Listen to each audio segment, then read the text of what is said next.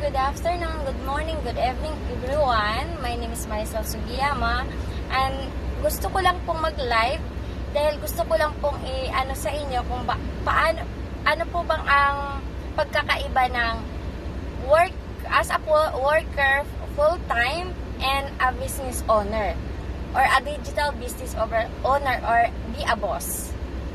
And start po tayo sa full-time worker.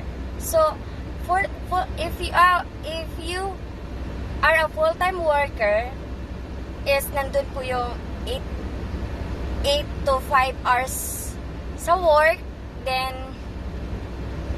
alarm clock sa umaga, preparing baon sa lunch, para sa lunch mo, then nagmamadali dahil sa traffic, then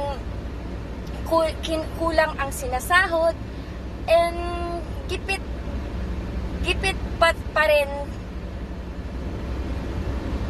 ka pa rin, then also hindi enough ang sinasahod mo. Then if about naman sa be a digital business owner or be a boss, is nandun po yung magwo-work ka lang ng 1 to 5 hours or 1 to 3 hours, okay na po yun. Then wala pong alarm clock na needed, na kailangan mong umaaga gumising or need mong mag-prepare ng baon para sa lunch mo, wala pong ganon.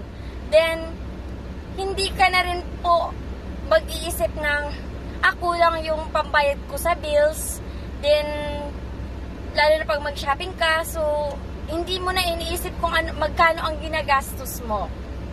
Then about sa salary is nakukuha mo yung salary mo sa full time for 1 month.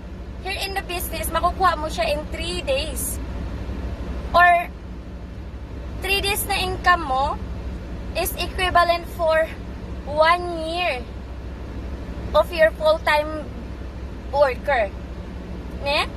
Kaya yun po ang pagkakaiba ng worker as an business owner. Kaya po needed po natin talaga magkaroon ng extra income or try to have a business. Try this digital business po. And need po natin magkaroon ng plan B. Yun lang po guys, gusto ko lang pong i-ano sa inyo na ano po ang pinagkakaiba po doon. Yun po guys, thank you. Bye!